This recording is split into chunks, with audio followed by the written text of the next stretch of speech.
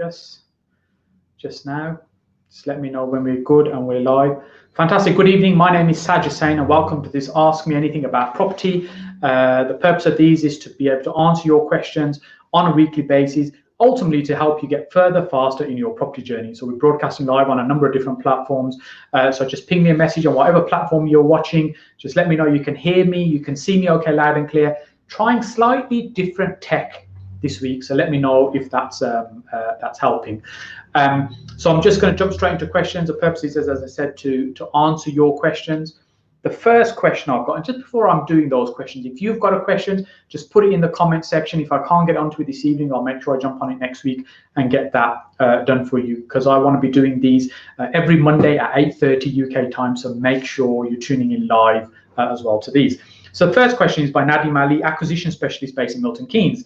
He's saying, would you say there's a big demand for rent-to-rents as the initial investment is quite low? Absolutely, they're an interesting strategy because people think the startup costs are quite low to get started and get moving with this strategy.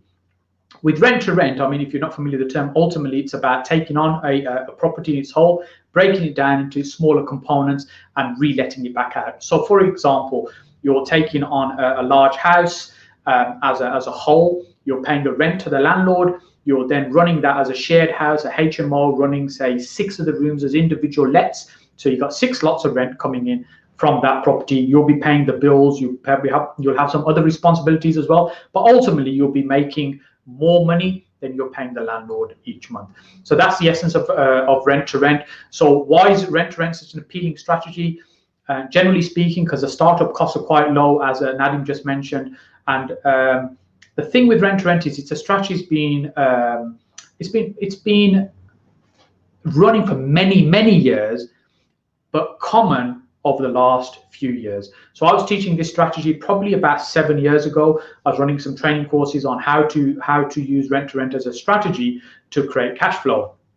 At the time, it was quite new. So when we were ringing landlords or we're posting letters out to landlords, whether we're finding them on Gumtree or we're speaking to an agent or we're using the HMO register to be able to send mailers out to landlords. The thing is, at that time, it was quite new and people were quite curious about what it was and how it works. Agents were kind of asking questions around it. Now, if you were to ring an agent and say to them, look, I'm looking to take on a property on a guaranteed rent for a long term, the agents will be aware that you're, generally speaking, that you're talking about rent-to-rents. So it's still a popular strategy. It's a popular strategy because people can get started quite quickly and start building cash flow. It is not easy. It requires effort and persistence to make it work. I've got to be really clear about this. It's a very good strategy for making income, but you've got to do the work, and it's quite a slog to get it started and get it up and running. But it's a great cash flow strategy, as I mentioned. The thing about rent-to-rent I'd like to add is rent-to-rent really should be seen as a stepping stone strategy in my mind. What that means is that you're using it as a way to build up to something, as opposed to that is ultimately the end objective. So what you're not doing is, or what you shouldn't be doing in my mind, is to be taking on 10, 20, 30, 50 rent-to-rents, because what you'll be doing is effectively becoming a letting agent, and you'll spend your time running that business and managing that portfolio. Yes, don't get me wrong, it'll produce very good income if it's run well, but ultimately, I'm guessing that wasn't the reason you want to get into property. The real wealth in property is from the ownership of assets. It's owning those assets over the long term. That's what gives you a great income. So it's thinking about how much cash do you need to get started, to be able to maybe free yourself up from the day job, to have enough cash so that you have now time freedom. And at that point, you then start looking at how you can acquire property and grow your business in that way. So that's what I would say about rent-to-rent in terms of a getting started strategy. Yes, lots of people are still doing it. It's relatively easy to get into. You need to understand compliance and how HMOs work as a strategy, if that's what you're doing, because it could be rent to HMO, it could be rent to service accommodation. Understanding the compliance side of that business, making sure there's sufficient demand for the type of tenants that you'll be looking to put into that property. And then once you reach your cash flow objective, so typically you should be creating anything from about £500 to £1,000 on each rent-to-rent. My focus was always £1,000 when I was doing rent-to-rent from a single property. you won't need too many of those before you could give up the day job and then focus on property as a full-time business. So Nadeem, I hope that answers your question. I hope you find that useful. I'm going to jump on to the second question, which is from Shade. He's got a semi-detached property that's suffering with subsidence. He's had a builder to have a look at it that said it's the drains that have caused this, but I can't see the leaks. Does that sound right? So here's the thing with drains. With subsidence, let me explain that first of all. Ultimately, let's say it's a semi-detached house, be something like this, and an extreme example of subsidence could be when it's dipped on one side and it's now crooked and at a bit of an angle. So what that means is the one side has sunk a little bit and it's no longer straight. When you look at it, that's an extreme example, but ultimately that's what's happening with subsidence. So a lot of properties, particularly ones that were built, say, 100 years ago, they're built on soft soil, so it's not uncommon to get some movement. But the challenge really is to establish whether something is continuing to move, i.e. there's continuous movement and subsidence is still affecting that property, or whether it's long-standing and now there's no longer any movement, i.e. there was a little bit of settlement initially and now it's steady. It might not be 100% straight, but it's no longer moving, it's not a problem. And there's many things that can cause it. For example, tree roots is a big one that can cause problem to property. So I'm doing a big renovation right now and I've got this monster of a tree next to the property in a neighbouring property that's caused quite a lot of problems, and we've got some subsidence issues there, so we're demolishing that part of the building to rebuild it. And another common reason for subsidence is drains, which is what Shade mentioned, that his builder pointed out that it could be. The drains he's referring to is the waste water that's taken away from the property, your sinks, taps, bathrooms, toilet, all this water that's taken away from the property goes through quite often clay drains, which have been put down many years ago, particularly on properties, say, that were built 100 years ago. The drains are now quite old, and it's very common to find cracks and damage within those drains. And sometimes it's the tree roots that have caused those problems for the drains to crack. And so what's happening is, rather than the water being taken away through the drains, water is leaking out through the cracks and the damages within those drain pipes, and that water has been seeping into the soil and often underneath the structure of the property, so which causes that soil to soften. And if you imagine that's been happening over decades and decades, the property could start moving and sinking from one side. So that's one of the reasons why it may be the drains that are causing that problem with subsidence. So the first thing that I would do is get a drainage expert to come and have a look. They can put a camera down, they can run a camera through the drains to see actually if there's any cracks or damages or where the water might be going. You might get a structural surveyor, a chartered surveyor, to come and have a look at it for you and give you their opinion as to whether this is progressive, i.e. it's still moving, or whether it's something that's now settled, or what the solution might be to rectify that. There's a number of things that can be done to fix a problem. Depending on how severe it is, sometimes it's not cheap to do that. Underpinning is a common phrase that you might have come across in terms of rectifying those kind of problems, which is really filling the gap under the building, as it were, or the space underneath the building with concrete to support it onto a more of a solid foundation. So if you imagine the property is built this way on soil and it's dipping on one side, what you're doing is supporting and bolstering this to stop any further movement there. I said there's lots of other little things that can be done depending on how severe the subsidence is on that property. The most important thing in my mind to do here is to establish whether it's still happening, i.e. it's still moving, or whether it's stopped and it's long-standing and something that happened a long time ago, before you can think about what the solution might be. And I'd say in something like that, particularly if you're new to property, I'd probably get the opinion of a number of different experts rather than just go with the first one that you've seen. So hopefully, Shade, that answers your question. The next question I'm going to jump on to. So Kali's just writing these out and handing them to me from messages that we've got. Imran asked a question about how we could use social media to build our business as a property investor. So a little bit of a long-winded answer to this. I'm going to kind of put in a succinct way. So Imran asked this question earlier on. He was on my Inner Circle private mentoring group call, and he raised his question there also. So really, social media is a tool. It's a tool to connect with people. It's a social platform in an online environment, if that makes sense, hence the name social media, right? So what am I doing right now? I'm sharing my knowledge, my experience with you, as I say, ultimately to help you get further faster in your property journey. So I'm connecting with you. Now, what am I getting? How am I being rewarded for this? Well, firstly, I enjoy helping other people, so I love doing this. Secondly, out of all the hundreds of people that might watch this, or maybe thousands that watch this, there may be some people that think, actually, you know, this guy talks a lot of sense and I'd love for him to help me in my journey, and they may get in touch and we might talk about doing some mentoring and some private mentoring. So that might lead into a financial transaction for me, for example. I'm not running any training courses right now that I'm offering for people to come to. I run a monthly network meeting. Some of those details you might see on the back screen, which you're more than welcome to come to and come and meet me. But ultimately, from this interaction, this sharing of knowledge, I'm not selling anything other than myself, my knowledge and my experience, and helping somebody else. So when you're using social media, and first of all, recognizing it's a very, very powerful tool.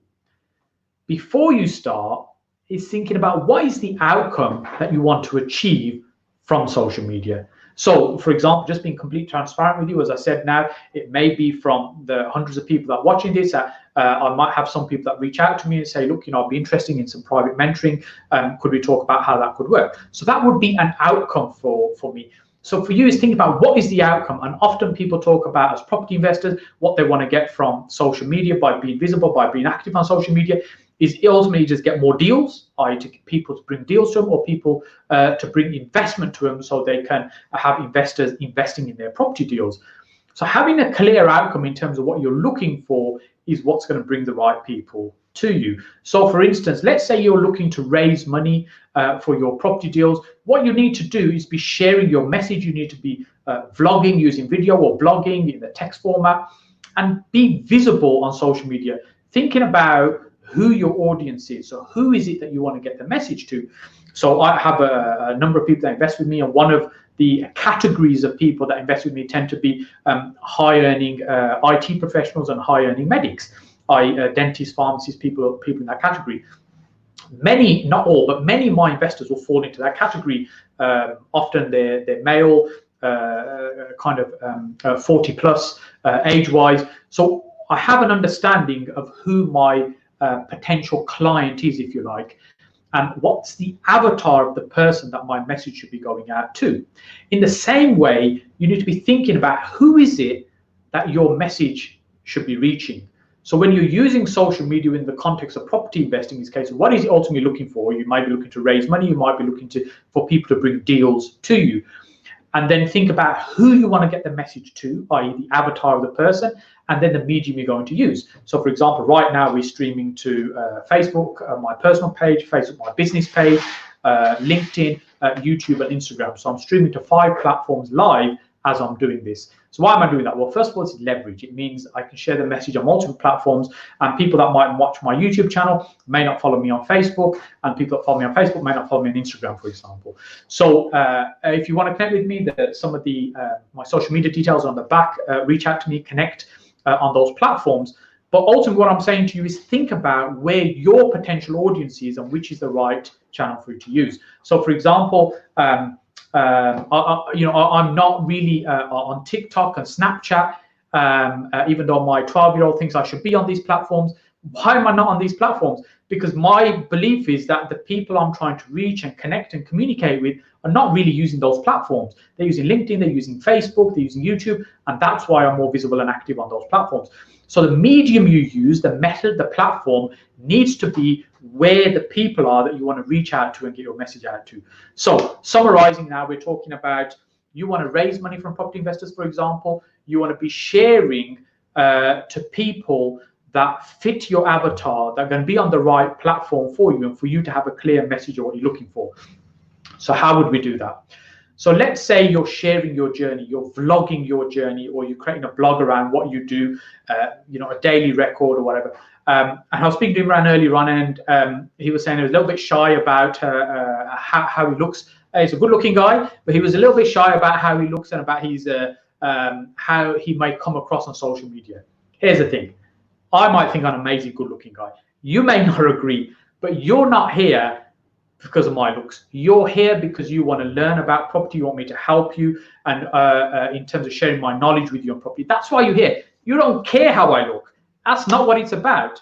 So we need to get over how people may see us and perceive us, because you're never going to be able to please everybody. And this is not about pleasing everybody. This is about reaching and connecting with a small number of people that will be a good fit for you to connect with and work with. And it's bearing that in mind, that you're never going to please everybody. You are never going to make everybody happy, but your message should be focused on the people you want to talk to. So then when you're sharing your journey, it could be, hey, I'm out at a property today. You're doing a short video. This is a property I viewed today. It's a 4-bedroom house. I'm looking to renovate it, and it'll be running as a 6-bedroom HMO. I'll be generating this amount of money. Really excited about this project. We'll be working with my investors. I'll be producing a great return on their money. So in that example, in that little video, for example, I haven't asked for anything. I'm just sharing what I'm doing. But ultimately, I've got the message across that I'm working in property. I'm working with other investors, helping them make money. So you're not there selling, hey, come and invest with me. Here's a great house. Give us your investment. Come and invest with me in this property. No, that's not what you're doing. You're sharing your journey. You're giving an insight into what you're doing and how you're doing. It doesn't matter what experience you've got. It doesn't matter whether you're starting out, you're brand new, or whether you're very experienced. Yeah. So, I've had a number of messages about my projects. I've got a number of live projects right now. So my intention is later this week to get out and start doing some videos for some of the projects in terms of where we are. And, I recognize I've got a little bit lazy. I haven't done enough of those. So I'll be doing more of those. So, I have the experience. I can show those projects, so I should do, right? But if you're brand new, you're just starting out, you haven't got projects. You can't say, hey, come on, let me show you my project that I'm doing, because you haven't started. But you can share what you're looking at, projects you're analyzing, why you're analyzing those, show the floor plans, show your intention on how you're trying to create that and what is you're trying to do with it. So think about the outcome ultimately you want to achieve, and allow people to see into what you're doing, share the journey with you, and some people will resonate with you. So I'm sharing my message right now, and I know this is not going to appeal to everybody. My knowledge, my experience is not going to connect with everybody, but it will connect with some people, because I'm only looking to connect with some people. I'm not looking to appeal to everybody.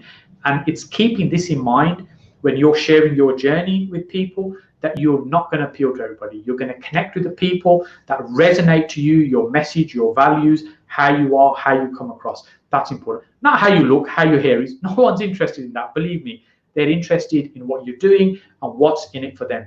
People's frequencies are tuned into WIIFM. What's that mean? What's in it for me? WIIFM. That's the frequency we're all tuned into. When you're speaking to somebody, when you're watching something, you're observing something, you're thinking, what's in it for me? What's in it for me? That's how our brains work. And if we can't see the benefit for us, we tune out, right? So if you're, say, at a networking event, you're speaking to somebody and they're starting to tell you, what we do is we help investors, we make them money, we buy property, we renovate them. What you're doing is you're weeing all over yourself. That's not what you should be doing. It should be about the other person, thinking about the benefit of the other person. So coming back about how you're using social media, share your knowledge, share what you're up to, share your journey. And what it does, it allows other people to see you as you are, and then they'll make the decision that if it's something they want to work with. How are we doing time-wise? We squeeze one more in before we wrap up. Okay, let's have a look at this one. Rico Craig from Balfour Beatty, he's in the process of buying a HMO, and he's saying, should he call the council or meet up with the licensed office for information and advice about my HMO? I'm okay. Or am I okay in case already a HMO certificate? I haven't understood Khalid's handwriting. It's not your fault. It's the way Khalid wrote that. So let me try and answer the question I think that you're asking. So you're looking at a property to take on and convert to a HMO. You need some guidance in terms of how that needs to work. So the local authority that issues the licenses for HMOs, and how they do that, how they go about that, and the requirements. There are some national guidelines, but locally they interpret it all in a different way. So I'm in Birmingham right now, and the rules, or if you like, or the guidelines that we follow in Birmingham, slightly different, for example, from what they want in Dudley, and how flexible they might be there, which is maybe slightly different to what's going on in Solihull. And definitely different to what, for example, might be happening in Manchester. So the rules are slightly different that we need to follow in terms of how we're creating the properties. So when you've found a property, or you identified it's an area that you're interested in, I'd strongly encourage you to contact your local HMO officer. Some have more time than others. In Birmingham, sometimes we struggle to get time from them, but there's lots of information available on the websites that you can download, particularly, for example, the Birmingham one. So I've got experience that I can share that with you, that you can download all the information in terms of how the house needs to be set up, what's important, what requires for it to be compliant. Now, we haven't had that happen here, but let me start again. What we haven't have happened here is the licensing officer to come out beforehand and give us some advice on how to set up a house. So when I started at 10 years ago, we didn't really have anybody coming out. We'd use the guidance that was available to us online, maybe get them on the phone. But I know of people, friends that have started the HMO journey, they've got in touch with their local HMO office, and they've come out to speak to them, spend time with them, give them some guidance, say this is what you need to do here. If you do this, we'll be really happy, I'll be delighted about that. So I'd strongly encourage you to get in touch with the local licensing team and see what guidance is available for you. But remember, it's not just licensing that you need to be concerned about. There's many other factors I just want to kind of highlight to you. So you need to make sure you understand planning requirements. Are there any rules and regulations around planning in your particular area for HMOs? So for instance, in Birmingham right now, we don't have Article 4, most of the city. What that means is that I can take a bog standard house and I can convert it to a HMO for 6 people with no planning permission. However, that's due to change next year because some of the changes that are happening in Birmingham right now. So by understanding these local requirements, you know what the boundaries are, what you can do, what you can't do, where you might need to do something different. So understanding planning, but also understanding so this is what I call the operating environment. You need to understand how it works, how it's going to function for you to run a business in that environment. And your business is to provide accommodation for people to live in, right? Then you need to think about who is your tenant? What type of person are you targeting? What's the product that you're creating? So what we offer is rooms for professional tenants. What does that mean? Well, generally it's people that are in full-time work, generally on a good salary. Quite often they go and work at a desk. If I'm to kind of stereotype a little bit, that's a lot of our tenants fall into that category, and we class them as professional tenants, right? But there's many, many other sectors. There's students, there's people that are maybe on some kind of benefits, on government benefits. There's asylum seekers, for example. Just a few examples of other categories. It doesn't mean one is good and the other one's bad. They're just different types. So knowing what type of person you're creating your product for, make sure it's a good fit. So, if you take hotels, for example, you've got Holiday Inn and you've got a Premier Inn. One might cost 40 quid a night, the other one might cost 140 quid a night. Why? What's the difference? Because they both might be hotels and both might be offering a room for the night, but actually the type of person they're targeting is different, right? The amount of money they're charging is different. So it's for you to think about, who is it that you're creating your product for, this HMO? What type of tenant is it for? Is there then sufficient demand from that type of tenant in that area? So these are things that you also need to tie in with your operating environment, such as your planning, your licensing as well. And of course, go and check your competitors, see what else is on the market, see what they're doing, how much they charge, how long they've been running, how quickly they're letting their rooms. This is all market research for you. So look, I hope you found that useful. Thank you all so much for your time, for tuning in. Let me have your feedback. Are you finding these videos helpful? Do you want me to carry on doing more, or should I stop? You've had enough. Just let me know. And if there's any questions you want me to answer specifically for you, please pop them in the comment section. And then next week, I'll start with those first. So my intention is to run these on Monday at 8:30. As long as you want me to do them, I'll carry on doing them. If you get fed up, you get bored, hey, let me know. Put it in the comment section. And then maybe we'll stop doing them as well. And remember, if you want to meet up with me, I run my monthly meeting in Birmingham on the 3rd Tuesday. Come along to that as well. And I look forward to seeing you again very soon.